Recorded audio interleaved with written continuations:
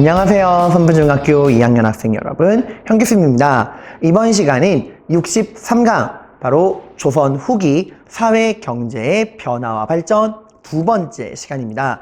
지난 시간에 이어서 하는 거라 프린트는 똑같이 68번 프린트고요. 교과서는 182에서 183페이지에 해당하는 부분입니다. 자, 여러분, 우리가 지금 조선 후기의 사회와 경제 변화, 발전에 대해 공부하고 있습니다. 자, 그러니까 큰 주제 정리해 본다면 시기로 따지면 조선 후기고요. 거기서도 경제와 사회가 어떻게 변화하고 발전했는가 공부하고 있습니다. 자, 큰 결론부터 던지고 시작을 한다면 조선 후기 경제는 어떻게 될까요? 성장할까요? 쇠퇴할까요? 네, 조선 후기 경제는 양쪽으로 엄청나게 성장을 합니다. 자, 그래서 우리는 이 조선 후기의 경제가 어떻게 성장하는가, 이거를 분야로 나누어 살펴볼 거예요. 뭐랑 뭐로 나누어 볼 거냐? 바로 농업과 상업, 이 두 분야로 나누어 살펴볼 겁니다. 자, 그리고 사회는 뭘 공부할 거냐? 여러분, 여러분 알고 있어요. 이 조선이란 나라가 원래 조선 초기 때만 해도 철저하게 누구를 중심으로 운영되던 나라였죠? 네, 양반들을 중심으로 운영되는 나라였습니다. 이 성리학적인 사회 질서를 통해서 양반 중심의 지배체제가 철저하게 지켜지던 나라가 조선이에요. 근데 조선 후기로 오면, 그러니까 전기까지는 그랬지만, 초기까지는 그랬지만, 이 조선 후기로 오면은 이러한 성리학적인 사회 질서, 양반 중심의 지배체제가 어떻게 될까? 그들이 유지가 될까? 아니면 흔들흔들하게 될까? 네, 흔들흔들하게 돼요. 그리고 조선 후기에는 이 양반 중심의 신분 질서가 무너지는 과정을 볼 겁니다. 근데 이 양반들이 과연 그런 성리학적인 사회 질서, 양반 중심의 지배체제가 무너지는 걸 가만히 눈 뜨고 보고만 있을까요? 아닙니다. 그들은 어떻게든 양반 중심의 지배체제를 다시 확보하기 위해 노력을 합니다. 그래서 어떤 또 노력을 기울이는가, 이런 것들을 볼 거예요. 자, 그러면 우리 지난 시간엔 뭘 배웠죠? 네, 조선 후기 경제 변화 발전, 그 중에서도 농업, 상업에 대해서 공부하다 끝났죠. 그죠? 자, 일단 조선 후기 농업에서 가장 여러분이 핵심적으로 기억해야 되는 게 뭐였죠? 네, 바로 이양법이었죠. 그죠? 더 적은 노동력으로 더 많은 생산량을 가지고 오고, 이모작을 가능하게 했고, 상품작물을 재배할 수 있고, 농민계층의 분화 같은 정말 다양한 변화를 가져갔던 그 이양법 있죠? 그 이양법에 등장하게 된 배경, 결과, 영향, 철저하게 여러분들이 나누어서 공부를 하셔야 됩니다. 잘 복습하셔야 돼요. 자, 그리고 상업도 조금 공부하다 말았어요. 자, 일단 조선이라는 나라는 이 상업이라는 거에 대한 어떤 입장이었죠? 막 적극적으로 상업을 키워주려고 그랬나요?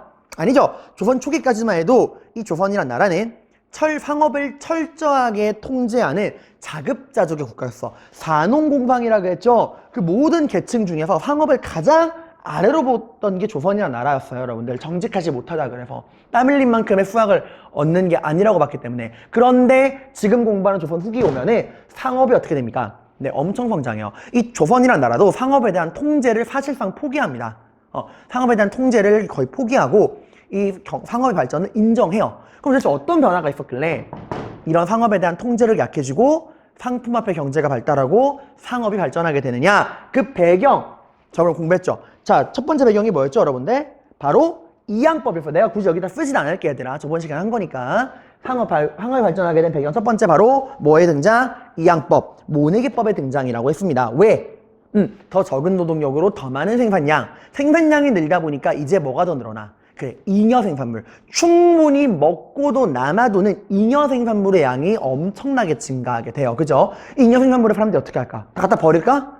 아니죠. 당연히 남아도는 거는 팔아치워야겠죠. 그죠? 그래서 이 남아도는 잉여 생산물이 어디로 나가? 시장으로 나가서 사람들 사이에서 유통하게 되는 거야. 상업이 증가하게 되는 거죠. 그죠? 그리고 또 이양법이 가지고 온 변화. 단순히 잉여 생산물만 증가한 게 아닙니다. 뭐도 증가하게 돼요? 먹고 사는 문제에 대한 걱정이 사라지니까 이제 정말 순수하게 돈벌이를 위한 상품 작물을 재배하게 되죠. 고추, 인삼, 담배, 면화 같은 이런 건 애초에 판매를 목적으로 만든 거니까 당연히 어디에 유통되게 돼? 시장이 유통되게 돼. 그래서 이 양법을 통해서 잉여 생산물이 증가하고 상품 작물의 재배가 증가하면서 이런 물건들이 시장이 유통되게 되면서 상업이 발전하게 되죠. 그죠? 거기다가 뭐가 전국적으로 시행됩니까? 무슨 법? 대동법. 대동법은 여러분들 이제 국가가 더 이상 농민들에게 특산물을 걷는 게 아니라 뭘 걷죠? 돈이나 쌀로 대신 걷죠. 그죠? 그럼 이제 국가가 필요로 하는 특산물은 어떻게 해? 상인들에게 국가가 필요로 하는 특산물을 대신 사달라고 상인들을 고용하게 되죠. 이렇게 국가가 그 대동법으로 농민들에게 거둔 쌀과 돈으로 국가가 필요로 하는 특산물을 대신 사달라고 부탁하는 상인들. 얘들 우리가 뭐라 그래? 공인이라 그러죠. 그죠? 이 공인들이 전국 각지를 돌면서 국가가 필요로 하는 특산물을 대량으로 구매하는 과정에서 물건의 유통과 수요가 증가하게 됐죠. 그죠? 성행위 자체가 엄청나게 증가하는 거야. 상품화폐 경제의 발달. 자, 그리고 이러한 변화에 세기를 박은 왕이 누구였죠? 사도세자의 아들, 영조의 손자, 정조였죠. 그죠? 정조는 여러분 뭘 발표합니까? 신해통공이라는 걸 발표하죠. 시전 상인들의 금난 전권을 폐지하고 모든 사람들에게 상행위의 자유를 줬죠. 더 이상 상업에 그런 제한을 두지 않고 자유로운 상업 활동을 허용했던 신해통공 기억하실 겁니다. 자, 이러한 상업의 발전을 배경받고요. 이런 상업의 여러분들 발전에 어떤 결과를 가지고 왔느냐. 첫 번째 뭐가 발전한다? 상품화폐 경제가 발전한다. 물건의 유통을 통한 상품화폐 경제가 발전하고요. 상업이 발전하게 된다는 건 당연히 그런 물건이 유통되게 되는 시장, 장시도 발전하게 된다는 거고요. 상업의 발전은 여러분들 단순히 상업으로 안 끝나. 봐봐. 상업이 발전한다는 건 그 시장에서 거래되는 물건의 양도 늘어난다는 거죠. 그럼 물건을 만드는 게 뭐예요? 바로 수공업이란 말이야. 뭐 신발, 옷, 모자, 뭐 이런 등등 밥그릇, 젓가락 그런 다양한 물건을 만드는 수공업이 발전하게 되고요. 수공업이 발전한다는 건 그런 수공업의 원료가 되는 광업도 발전한다는 거예요. 근데 여기서 중요한 거는 이런 수공업과 광업 원래 다 누가 통제했어? 다 국가가 통제했어요. 조선이라는 나라는 장사도 허락받은 상인들, 시전 상인들만 할 수 있고 물건도 국가가 허락한 장인들만 물건을 만들 수 있고요. 광산도 국가가 허락한 사람들만 할 수 있었어. 근데 이걸 이제 어떻게 하는 거야? 다 그냥 민영에게 넘기는 거예요. 하고 싶은 사람들 마음대로 해라. 세금만 내면 누구나 물건을 만들고 누구나 광산을 할 수 있다라고 관영에서 민영으로 바뀌면서 국가 통제가 약해지게 됩니다. 까지 우리가 지난 시간에 공부했죠, 여러분들. 그죠? 자, 그러면 하나 더. 이러한 상업 발전은 어떤 결과를 가지고 오느냐. 지금 봐봐요. 이 조선이라는 나라 이 상업이 발전하게 되면서 물건의 유통도 엄청나게 증가하게 되죠. 그죠? 근데 여러분 오늘날 대한민국은 우리가 물건을 사고 팔 때 뭘 가지고 사고 팔아요? 그죠? 돈을 가지고 물건을 거래를 하죠. 그죠? 요즘에 심지어 현금도 안 들고 다니죠? 다 어디에 넣어가냐요? 이거 핸드폰에다가 카드 넣어가지고 딱 찍고 말잖아요, 얘들아. 쌤도 요즘에 지갑 안 들고 다녀. 왜? 핸드폰에 내 카드 넣어놨거든.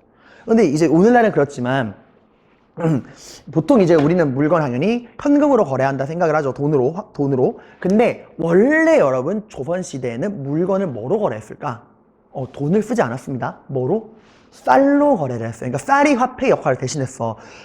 근데 이게 여러분 조선 초기까지는 별 문제가 안 됐던 게 이 조선이라는 나라가 상업이랑 규모가 워낙 작다 보니까 물건의 그 유통량이 얼마 안 되다 보니까 쌀로 거래를 해도 충분히 거래가 가능했어. 근데 지금 조선 후기 오니까 어때요? 물건의 이런 거래량, 물건의 유통량이 어마어마하게 증가했죠. 그죠? 이제 물건을 거래하는 그 규모가 엄청 는 거야. 근데 쌀을 가지고 거래하면 편해요? 불편해요? 엄청 불편하겠죠. 생각해봐. 사과 100상자를 샀어. 그럼 솔직히 쌀을 얼마나 줘야 돼?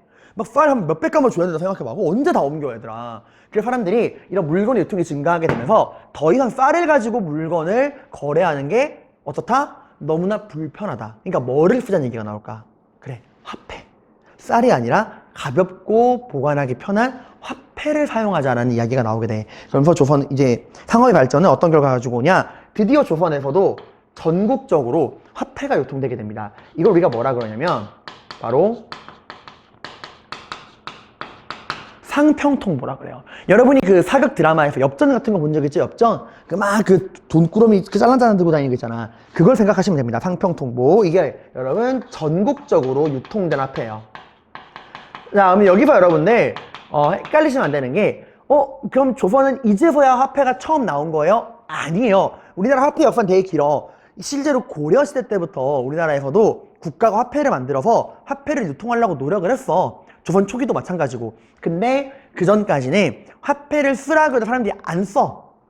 왜? 물건 유통도 얼마 안 되고 화폐라고 하는 게 여러분 사실 그렇잖아요. 그 가치, 화폐의 가치를 누가 보장하는데? 국가가 보장해 주는 거잖아. 근데 그 전까지 사람들이 그 익숙하지가 않은 거야. 상업. 그러니까 물건을 거래하고 돈을 주고 이 돈이 이제 그만한 가치가 있다. 예를 들어 돈 10만 원이면 쌀 한 가마를 판다 라고 하는 게 이 돈 10만 원은 그냥 종이 쪼가리잖아. 근데 이 국가가 이 10만 원에다가 그만한 가치를 부여해 주는 거잖아요. 그죠? 근데 그 당시 사람들, 조선 초까지만 해도 사람들이 그게 익숙하지가 않은 거야. 화폐라는 개념 자체에 좀 사람들이 거부감을 가지고 있어가지고 눈앞에 보이는 현물, 쌀이 아니면 인정하지 않았던 거예요. 근데 그 전까지는 여러분들 화폐가 되게 많았어.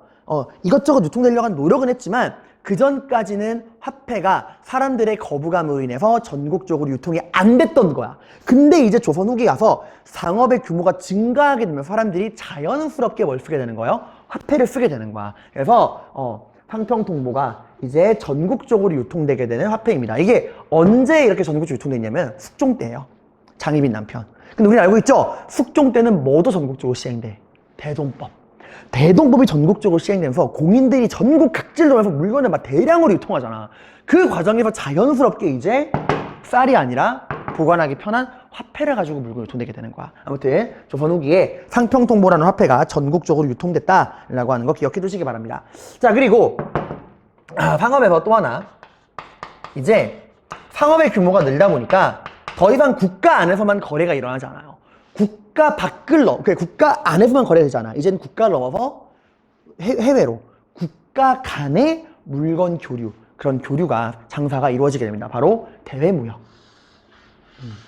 국가 안을 넘어서 이제 국가 대 국가 간의 거래가 이루어지게 됩니다. 대외무역. 자, 여러분, 이 대외무역이라는 건 조선 전기 때는 별로 안 배웠죠.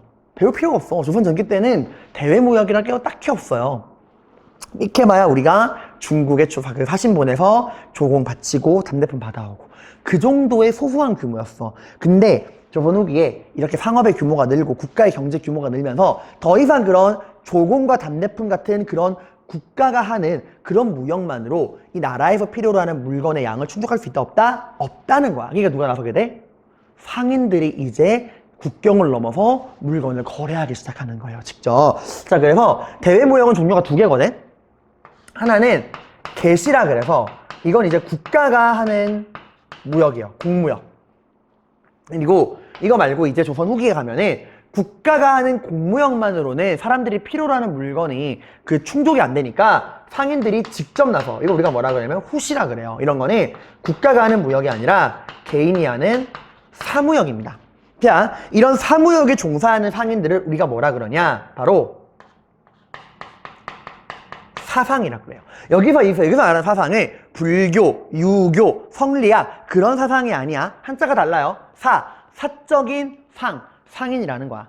국가의 허락을 받은 게 아니라 그냥 개인적으로 장사하는 사적인 상인들, 이런 사람들이 이제 다양한 해외 무역에 종사하게 됩니다. 자, 그러면 대외 무역이라 그러면 우리 조선은 주로 누구랑 그 당시에 교역을 했을까? 미국? 영국? 프랑스? 아니에요. 우리 이웃나라라고 해서 누구 있죠? 위에, 우리 조선 위에 중국, 이제 명나라, 청나라. 당시 청나라죠. 조선 후기니까 청나라. 남쪽에 누가 있죠? 일본, 에도 막부. 이렇게 청나라랑 일본이 있단 말이야, 얘들아. 그런 나라랑 이제 교역을 하는 걸 볼 건데, 그럼 교역을 할 때 뭘로 할까? 상평통보? 청나라랑 일본에서도 우리나라에서 쓰인 상평통보 받아줄까요? 아니죠. 걔네가 우리나라 돈을 왜 받아줘? 우리나라가 청나라와 일본이랑 교류할 때 썼던 국제적인 화폐는 뭐였냐? 바로 은입니다. 은. 이 은이 이제 그 청나라, 조선, 일본 세 개 나라에 통용되는 국제 화폐였어요. 근데 그 당시에 조선 후기 가면은 이 은의 유통이 엄청나게 늘어나. 그러면서 이제 이 한국 조선과 청나라와 일본 상인들 간에 은을 통한 물건 거래가 더 활발해집니다. 자, 그러면 이렇게 이제 어떤 상인들이 어떤 그런 대외 교육을 했는가, 전국에서 활동한 사상들 종류를 좀 알아둬야 돼. 이 사상들의 종류를 여러분들이 알아두셔야 됩니다. 이런 상인들이 발전할 수 있던 이유는 정조가 했던 신해통공 때문이야. 이제 더 이상 시전 상인들뿐만 아니라 이런 개인이 자유롭게 장사할 수 있는 사상을 허락했기 때문에 이런 사상들이 전국적으로 성장할 수 있는 거예요. 한번 볼게요. 여러분, 여기 저와 함께 어려워 마시고 지도를 한번 그려보도록 하겠습니다. 목이 좀 제가 그렇죠, 여러분들. 저는 자칭 ASMR이라고 하는데 한번 ASMR이라고 했더니 작년 졸업생이 쌤 ASMR 같은 소리 하지 말라고 그랬던 기억이 나요, 여러분들. 자, 여러분, 여기 우리나라, 여러분, 자, 어려워하지 마시고 지도를 한번 그려볼게요. 여기다가 지금 저랑 뭘 공부하는 거냐면 전국 각지에서 활동하던 사상들, 그 사상들이 어디서 활동했는가, 그걸 여러분들이 저랑 보는 거예요. 사상들은 여러분 전국을 무대로 활동을 했거든.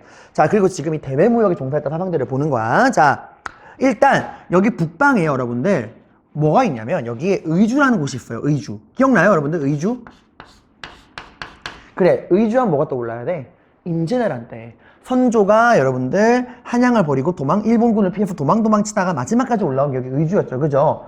자, 이 의주에서 활동하는 사상은 누구였느냐? 여러분, 이 의주 어디랑 가깝죠?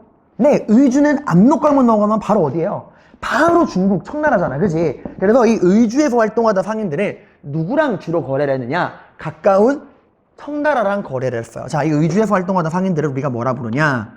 이거 좀 지울게요. 여기는 조금.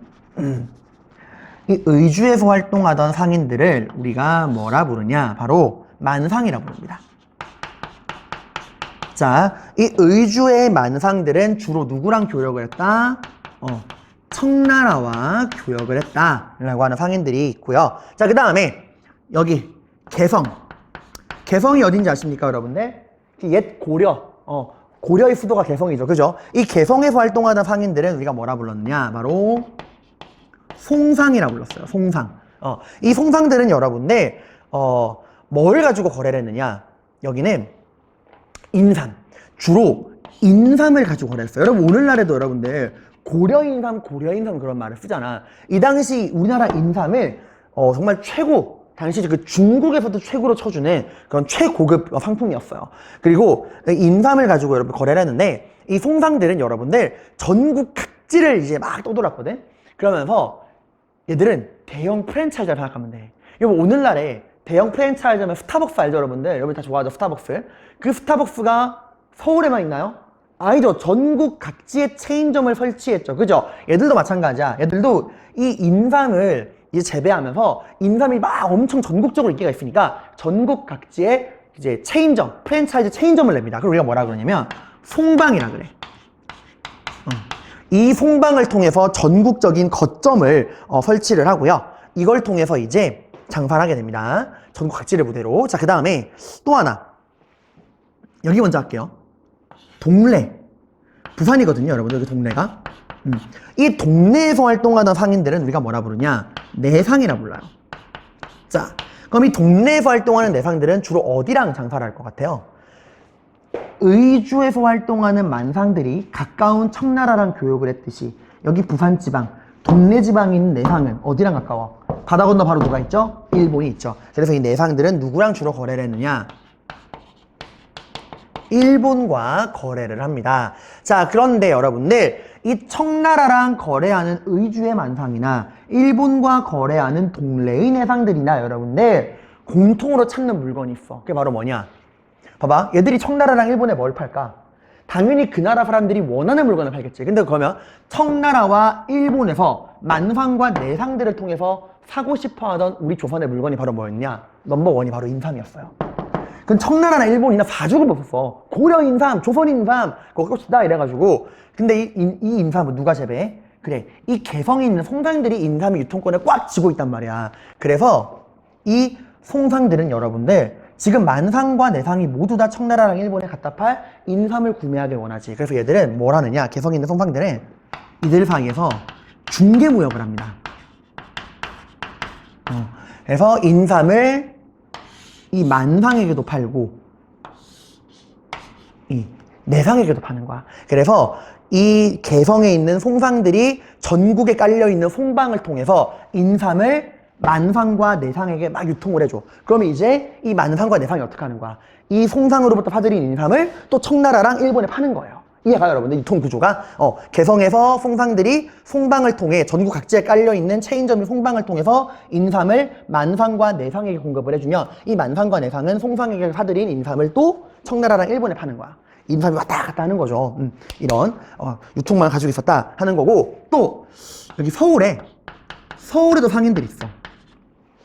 다시 서울, 한양, 조선의 수도죠, 그죠? 그러면 수도라는 건 그 나라의 모든 물류가 모이는 유통의 중심지라는 거야. 결국 나라의 모든 물건은 서울로 모일 수밖에 없어. 왜?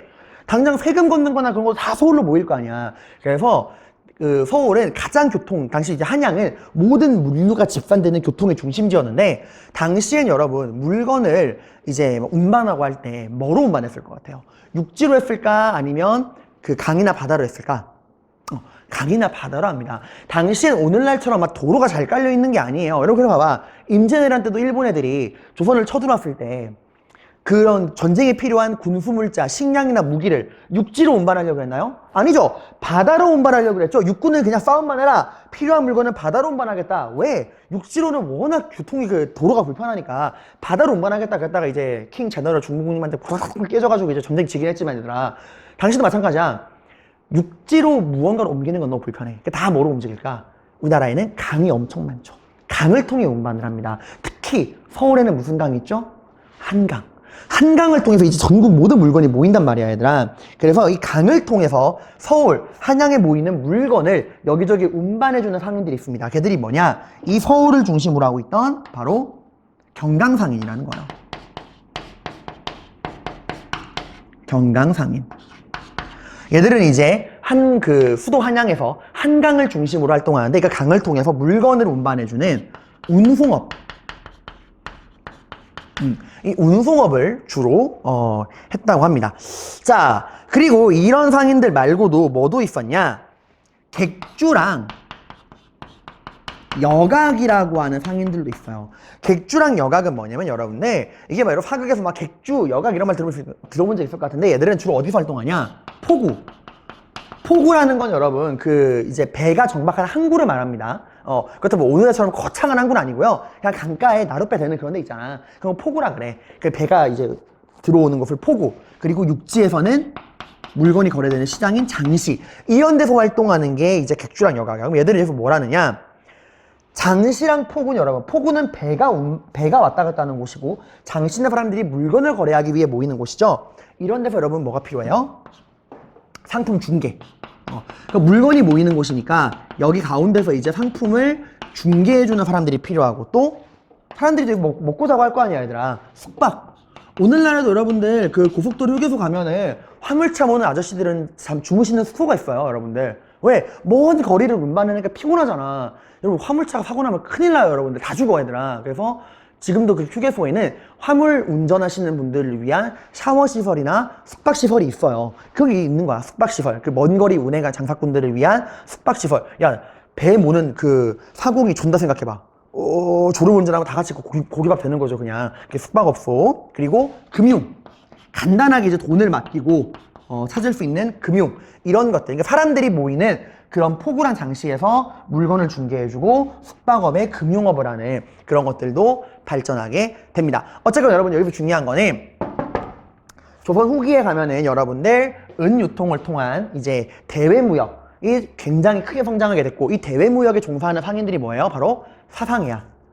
개인적으로 자유롭게 장사하는 상인들. 이 사상들의 종류가 뭐예요? 의주를 중심으로 한 만상. 얘들은 누구랑 주로 거래를 했어? 청나라. 그리고 동래를 중심으로 하는 내상.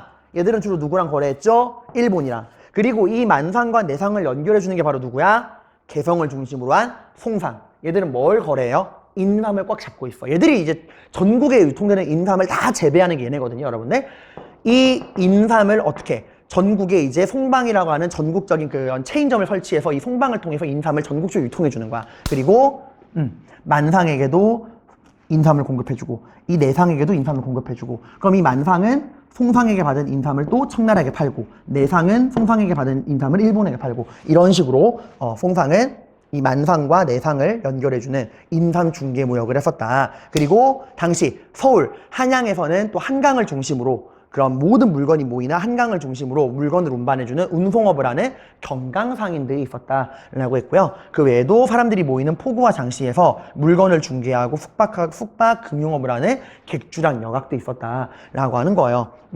이게 여러분 나중에 3학년 또 올라가면 이게 좀 연결되는 것도 있어요, 여러분들. 이게 보면은 약간 이제 여담인데, 경강상인들 있잖아요, 얘들아. 이분들이 나중에 이제 우리나라가 막 시간이 흘러서 나중에 이제 서양 애들에게 문을 딱 열거든요, 여러분들. 근데 서양 애들은 여러분 알다시피 우리나라 사람들이 막 노져가지고 막 물건 운반할 때 서양 애들은 뭐야? 그냥 증기기관으로 모터로 부앙 움직이잖아요. 경쟁력을 잃는 거야. 그래서 나중에 이분들이 막 돈 모아가지고 그 서양의 증기기관선을 사들이기도 하고 막 그래요. 살아남으려고. 그래서 그런 거 알고 되게 재밌는데 일단 여기서는 이 정도로만 사상들의 종류, 전국 각지를 무대로 한 상인들의 종류, 제가 노란색으로 쓴 걸 중심으로 알아두시면 됩니다. 자, 여러분, 우리가 이렇게 해서 지금까지 조선 후기 경제가 어떻게 변화하고 발전했는가를 농업과 상업을 중심으로 나누어서 살펴봤습니다. 자, 그럼 이제 뭘 볼 거냐? 조선 후기, 이제는 사회가 어떻게 변화하는가, 이 사회의 변화 모습을 살펴볼 건데요. 여기 보니까 뭐라고 나와요? 사회 가로치고 양반 중심의 신분 질서가 뭐하고 있다? 동요되고 있다, 무너지고 있다, 흔들리고 있다라는 거예요, 여러분들. 자, 아니 그럼 왜? 우리 조선 초기까지만 해도 이 조선이란 나라는 성리학적인 사회 질서, 양반 중심의 지배 체제가 굳건히 유지되고 있었어. 근데 왜 조선 후기 오니까 이 양반 중심의 신분 질서가 이렇게 흔들리게 되느냐?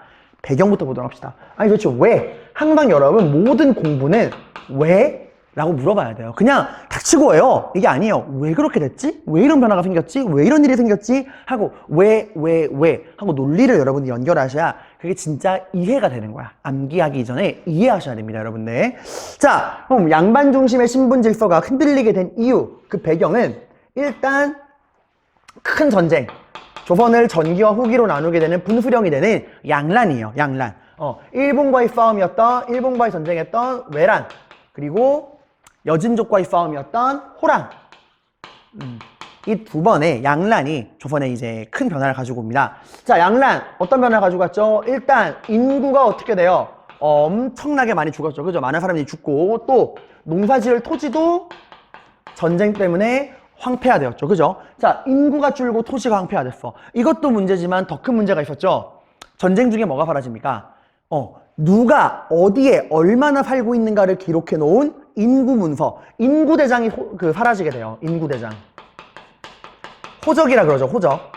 사람들이 어디에 얼마나 살고 있는가를 기록해 놓은 인구대장, 인구문서인 호적이 소실되고요. 또 어디에 땅이 얼마나 있는가를 기록해 놓은 토지문서인 토지대장도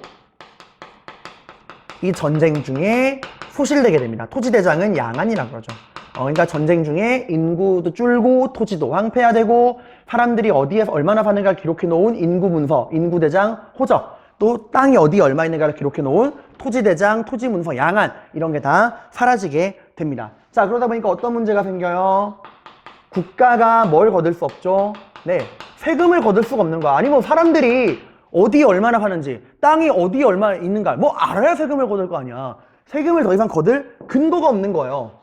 거둘 수도 없고. 이러다 보니까 국가 재정이 어떻게 돼요? 완전히 쪼그라듭니다. 그래서 국가가 어떻게 했죠? 이런 위기를 극복하기 위해서 임시방편으로 뭘 실행하게 돼? 납속책이라는 걸 실행하게 돼요, 여러분. 자, 이 납속책이라는 건 이번에 새로 공부한 용어일 텐데, 여러분 프린트 쭉 아래 내려와 보시면 여러분들, 납속책에 제가 용어풀이를 해놨죠, 그죠? 부족한 재정을 보충하기 위해 흉견기근이 들었을 때 백성을 구제할 재원을 확보하기 위해 곡물과 돈을 받고 뭐를? 벼슬을 준 시책. 납속책이라는 게 그런 거야, 얘들아. 돈을 받고 벼슬을 판매하는 그 정책을 납속책이라고 부르는 거예요. 자, 이 납속책의 일환으로 시행된 게 바로 뭐야? 공명첩이라는 거야. 거기 아래쪽에 그림 나오죠, 여러분들? 이 벼슬자리에다가 이름만 딱 비워놓고서 돈을 내는 사람에게 이름 딱 채운 다음에 벼슬 증서를 주는 거야. 오늘로 치면 학교에 상장을 파는 거라고 했죠? 돈을 내면은 담임선생님 상장을 주는 거야. 효행상, 이현규, 성실상, 이현규 이렇게 돈을 내면은 상장에다가 그 돈 낸 사람의 이름만 딱 쳐서 상장을 딱 발급해 주는 거야. 그러니까 돈을 받고 벼슬을 파는 정책을 크게 납속책이라고 하고 그 납속책의 대표적인 예시가 공명첩이야. 이름을 비워놓은 벼슬자리를 파는 거. 근데 여러분 이건 당장에 돈을 벌 수 있지만 이렇게 되니까 뭐가 완전히 엉망이 돼요. 신분 질서가 무너지게 되는 거죠. 돈 좀 많은 평민들이 돈만 내면 벼슬자리 받을 수 있는 거야. 그러니까 나도 양반 너도 양반 해라디 이렇게 되는 거야. 너만 양반이냐? 나도 양반인데 벼슬자리 샀는데 이렇게 돼버리는 거야. 그러니까 이런 전쟁으로 인한 이런 극단적인 국가의 재정 악화를 극복하기 위한 정책이 결국에는 국가의 신분 질서의 위계 체제를 스스로 무너뜨리게 되는 거예요. 자, 그 다음에 또 여러분들 또 이렇게 신분 질서가 무너지게 되는 이유는 조선 후기 가면은 나중에 전쟁의 상처를 극복하게 되면서 조선이 경제적으로 엄청나게 성장하게 되죠. 상품화폐 경제가 발전한다. 방금 우리가 상업 발달 배웠잖아, 얘들아. 조선 후기 경제가 어떻게, 상업이 얼마나 성장하게 되는지. 자, 그 과정에서 여러분들, 이렇게 경제가 발전하는 과정에서 농업, 상업, 수공업, 광업, 이런 게 막 성장하는 과정에서 어떤 사람이 등장하게 돼? 신분은 평민이지만 이 돈을 많이 번 부유한 평민들이 생기게 됩니다. 특히 대표적으로 그런 사람들을 분홍이라 그러죠. 대표적으로 이게 어디서 나오냐면 이양법 때문에 그래, 이양법. 더 적은 노동력, 기존 대비 5분의 1의 노동력으로 2배 이상의 생산력을 뽑아낼 수 있는 이양법. 이게 이양법이 시행되면서 농민계층이 확 분화되잖아. 그지?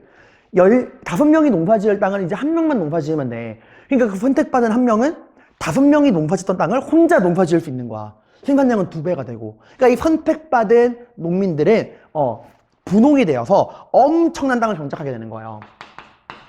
분홍, 부유한 농민. 광작이 가능하게 되는 겁니다.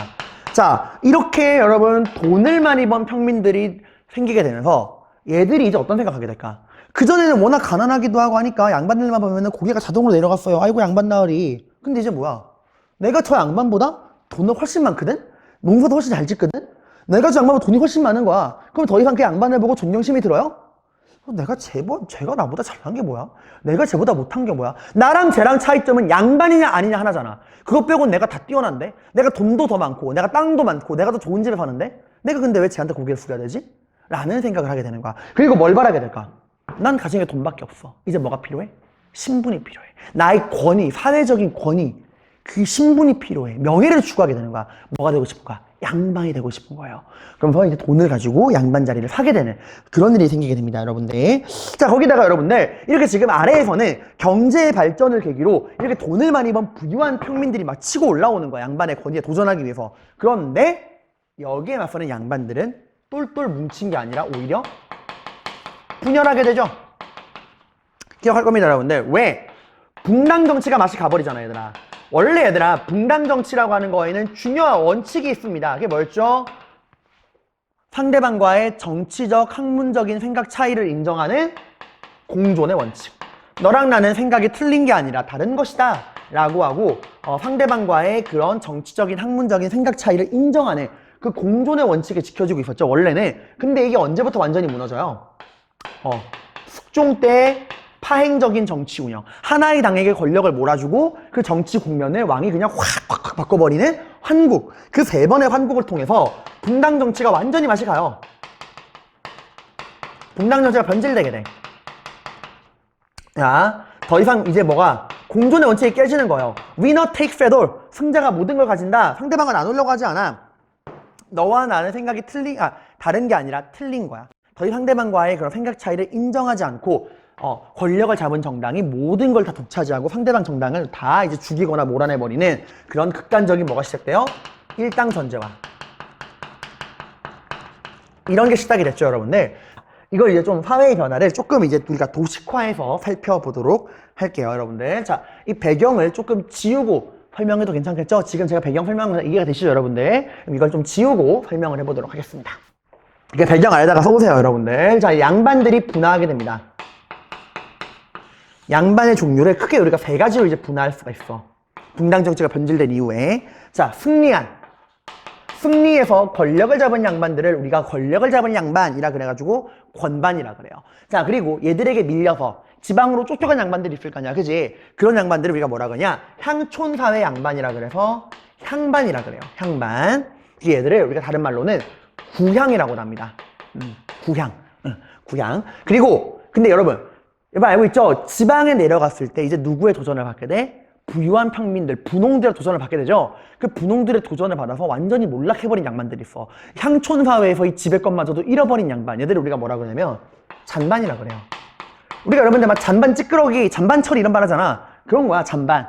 그런 의미요. 완전 이제 더 이상 개털이야, 개털. 이름만 양반이지 아무것도, 경제도 경제적인 특권도, 정치적인 특권도 아무것도 가지지 못한 몰락한 양반을 잔반이라 그럽니다.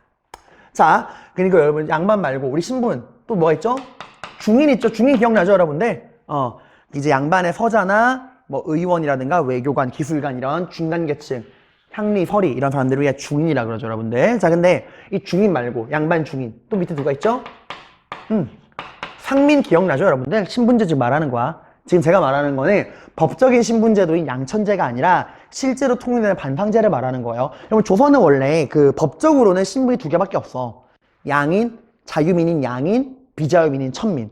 근데 실제로 신분이 이제 그거 분화되잖아. 양인이 뭘로 분화돼요? 양인이 양반 중인 상민으로 분화가 되죠. 그죠? 지금 그 반상제를 이야기하는 거야. 자, 이제 일반인들인 상민. 이 상민들에서 이제 좀 큰 변화가 나타나죠. 이양법을 통해 큰 돈을 번 부유한 농민, 부농. 이들은 이제 광작을 통해서 경제력이 엄청나게 상승하게 됩니다. 자, 그러다 보니까 가진 게 돈밖에 없어. 이제 뭐가 필요해? 나도 신분이 필요해. 내가 왜 이렇게 돈도 많고 땅도 많은데 저 지방에 내려온 양반들에게 고개를 숙여야 돼? 싫은데? 그래서 얘들은 이제 신분을 상승하려는 시도를 합니다. 주로 어떻게 할까요? 국가가 이 벼슬자리 팔고 있죠? 납속채, 공명첩 그런 것들을 통해서 벼슬자리를 사거나. 근데 여러분 국가도 생각이 있어가지고 공명첩을 그렇게 많이 발행하진 않아. 국가에게 공명첩을 못 사는 경우도 있어요. 그럼 어떻게 하냐? 족보를 위조하는 경우도 있습니다. 그러니까 족보를 이제 사거나 그 몰락한 양반에게 돈 주고 족보를 사거나 그것도 아니면 아예 족보를 위조하는 경우도 되게 많았어요. 족보 위조. 그래서 여러분도 명절에 여러분들 모이시면 다 이 큰아버지나 할아버지들 그 말하시죠. 아 누구누구야. 우리 집안은 뼈대 있는 양반 집안이야. 언제부터 양반 뭐 우리 몇 대조 할아버지가 무슨 양반이고 하잖아요. 여러분들 정말 냉정히 말하면 우리나라에 진짜 양반은 얘들아 전체 인구의 5%도 안 돼. 그 나머지는 다 뭘까요? 근데 저도 명절 때 우리 할아버지가 우리 큰아버지가 우리 집 양반이라 그랬는데 다 여러분의 한 고조 할아버지께서 이 양법으로 돈을 좀 버신 다음에 돌쇠막쇠였다가 족보를 사서 돌쇠막쇠에서 이현규가 된 거예요. 여러분, 그러니까 우리나라 전체 인구 다 여러분 다 거의 위조한 거야, 얘들아. 저도 진짜요. 저도 이제 어릴 때만 하면 집에 가면은 우리 큰아버지가 현규야, 우린 전주시 집안 왕족이다. 우리 집안이 그 태종대왕의 두 번째 아들이신 효령대군의 몇 대손이다 이러시는 거야. 근데 말도 안 되는 소리냐고. 족보 산 거라고. 이게 철없는 고등학생 때 그 말을 했죠. 이게 큰아버지가 아니라고. 인터넷에 뒤져보라고. 왜냐면 인터넷에 족보 찾기 시스템이 있거든? 찾아봤죠. 막 무슨 뭐 공예 몇 대 손. 나와? 안 나오지. 샀는데. 우리 고할아버지가 돌쇠에서 이제 신분 산 건데 이 양법으로. 근데 큰아버지는 이제 그 안 나오는 걸 보고서 낙심하셔가지고 담배 피러 나가시고 전 엄마한테 끌려가서 등짝 진짜 엄청 맞았어. 왜 쓸데없는 소리 하냐고 막. 그러니까 여러분도 그냥 명절 때 어른들께서 양반이라 그러면 그렇구나 하고 그냥 하고 이거 생각만 하세요. 이런 거 배웠다고 또 약사님한테 배웠는데 다 돈 주고 산 거래요. 이러면 안 돼요, 여러분들. 아무튼 이렇게 돈을 주고 신분을 상승하려고 했습니다. 하지만 여러분 이렇게 돈을 통해서 엄청난 경제력을 바탕으로 신분 상승을 시도하는 분홍은 얼마 안 돼요. 대다수는 밀려나서 땅에서 소작도 이제 짓지 못하는 임노동자가 되어서 도시를 떠돌죠, 여러분들. 자, 근데 여기서 중요한 거는 여러분들 지금 누구와의 싸움이 본격적으로 벌어지는 걸까? 권만은 아니에요. 권만은 얘들아 이미 권력을 장악한 이 중앙에 있는 권만은 언터처블이야. 엄청난 이제 권력 가지고 있단 말이에요. 일당 전제화잖아. 한번 권력 싸움에 이기면 모든 권력을 독차지해요. 거기다가 이제 엄청난 경제적인 특권도 차지하고. 문제는 이 권력 싸움에 패배해서 지방으로 내려간 향촌의 양반들이야. 얘들이 이제 지방에 내려오니까 누가 버티고 있어요? 안녕, 나 돈 벌었어 하고 분홍들이 기다리고 있는 거야. 그래서 이제 향촌 사회의 지배권을 두고서 이 중앙에서 밀려나서 지방에 내려온 향반과 이양법으로 돈을 번 부유한 농민들 간에 향촌 사회의 지배권을 둘러싼 한판 승부가 벌어지는데 이걸 우리가 뭐라 그러냐면 향촌 사회의 지배권을 둘러싼 전쟁이라 그래서 향촌의 전쟁이라 그래서 향전이라 그럽니다. 그러니까 이거는 결국 그 지방사회, 향촌사회를 누가 장악할 것이냐? 향촌사회의 주도권 다툼이에요. 아까 여러분이 밀려난 양반들, 지방에 내려온 양반들을 구향이라 그랬죠? 그에 반해서 여기 이 분홍, 돈을 많이 번 얘들을 우리가 뭐라 부르냐면 새롭게 떠오르는 향촌사회의 강자라 그래서 얘들을 신향이라 그래.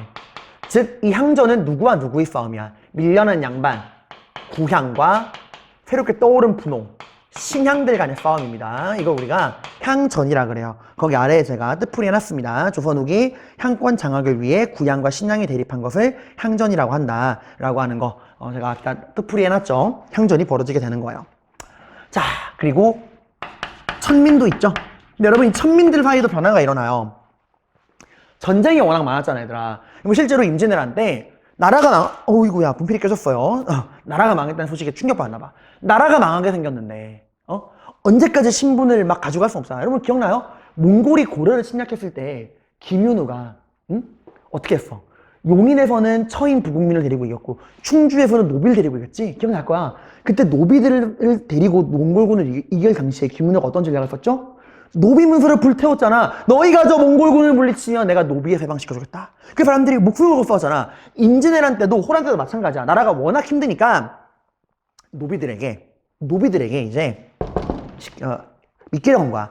전쟁에서 너희가 저 일본 놈들을, 저 여진족 놈들을 잡아 죽이면, 공을 세우면 신분을 해방시켜주겠다. 실제로 굉장히 많은 노비들이 전쟁 중에 세운 공으로, 그 군공이라고 그럽니다. 그 군대 입대해서 세운 공으로 신분을 면제받는 경우도 있고요. 또 나라가 워낙 혼란스러우니까 도망가도 알게 뭐야.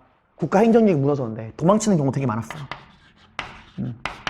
도망도 굉장히 많이 칩니다. 자, 그러다가 얘들아 나중에는 더 이상 이 노비 제도를 운영할 수가 없는 거야. 워낙 많은 노비들이 도망을 치기도 하고 막 그러다 보니까 국가 입장에서도 더 이상 이런 노비제를 유지하는 게 별 도움이 안 된다. 왜? 국가 입장에서 노비제는 왜 도움이 안 되냐? 노비는 여러분, 이 천민은 자유민이 아니죠. 인간이 아니란 말이야. 말하는 짐승, 말하는 가축이란 말이야. 사고 팔 수 있는 재산이란 말이에요. 그러다 보니까 여러분들 얘들은 자유가 없지. 자유가 없다 보니까 뭐 할 의무도 없어?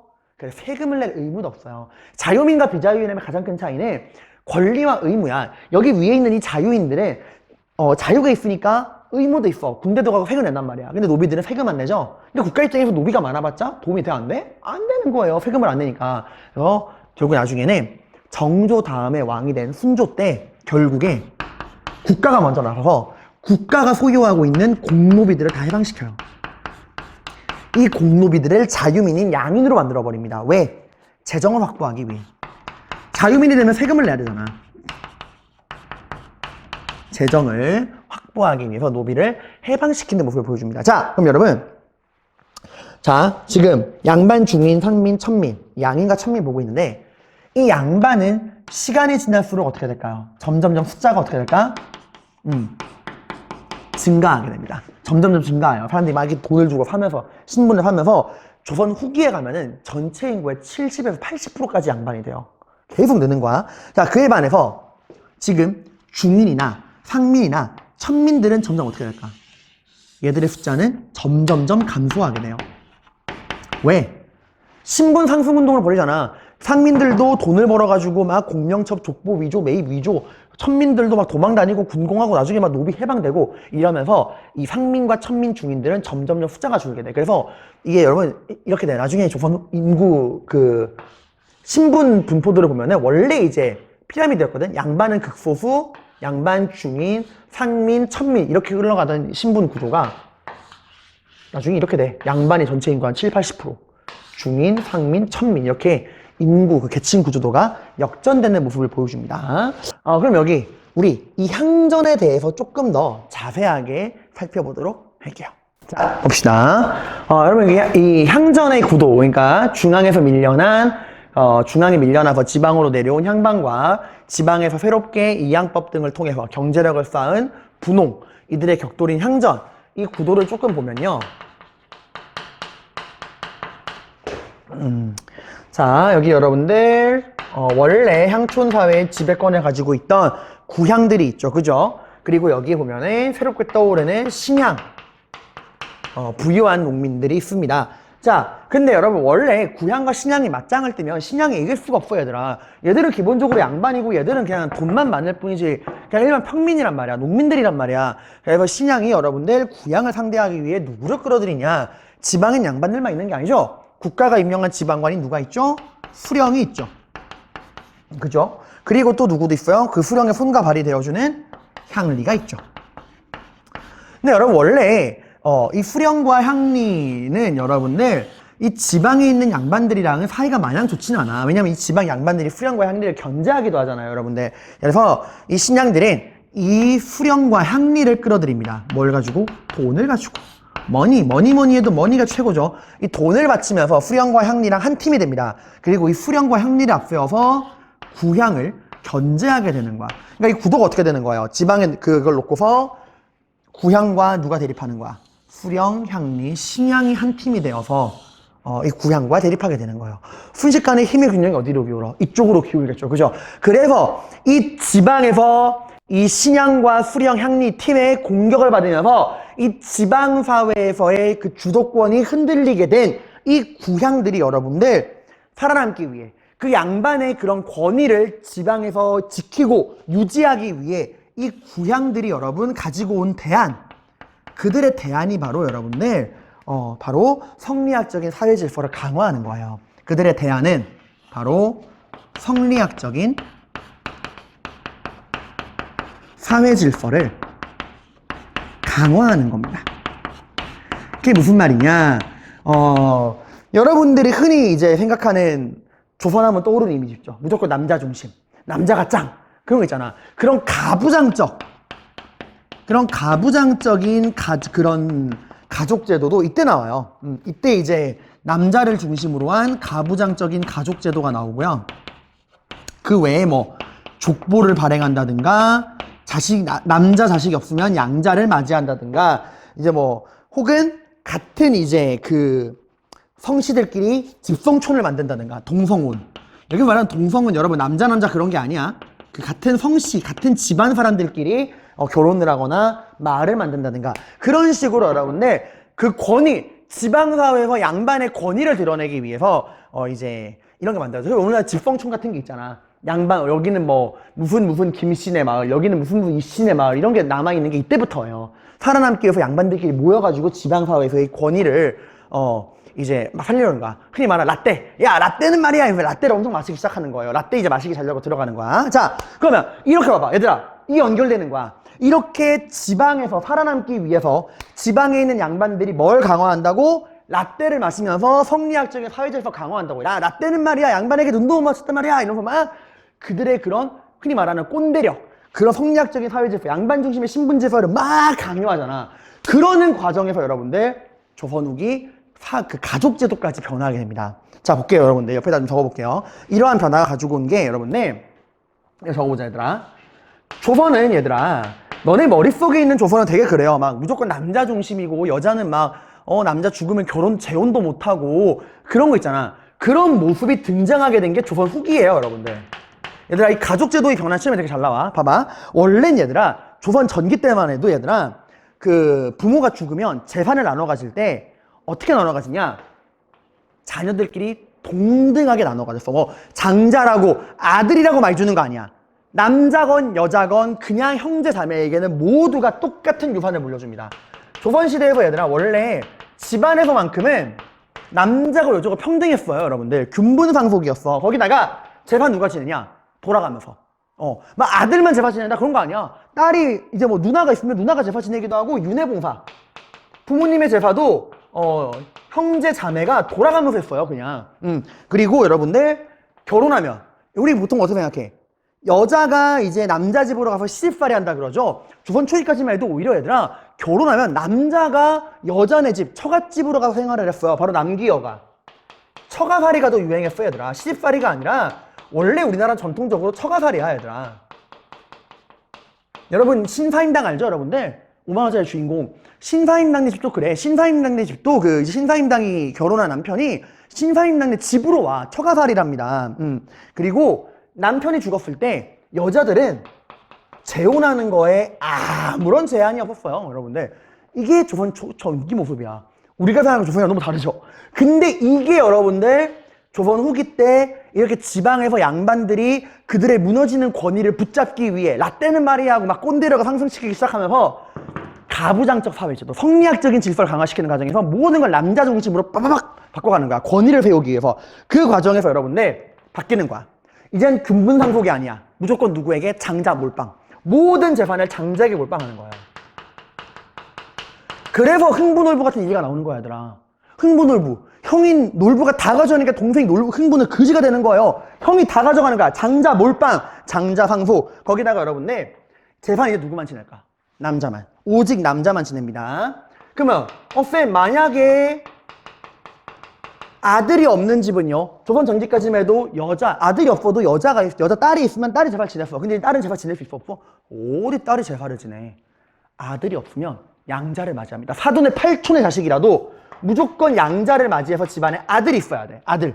남아선호 사상. 그리고 이제는 결혼하면 어떻게 돼? 어디 남자가 여자 집을 가? 여자가 무조건 남자 집에 와야지. 결혼했으면 그 집 귀신이 돼야지. 라말 하잖아. 시집살이. 이걸 우리가 친형제도라 그래요. 이젠 처가살이가 아니라 뭐가 되는 거야? 시집살이가 되는 거야. 그리고 재혼? 꿈도 꾸지 마쇼. 어디 재혼을 해. 그래서 여러분 미망인이란 말 하죠? 남편을 죽은 여자를 우리가 미망인이라 그러죠? 이게 얼마나 무슨 말인지 알아? 이때 나온 말이야. 안일 망, 죽을 망. 아직 안 죽었다 이거야.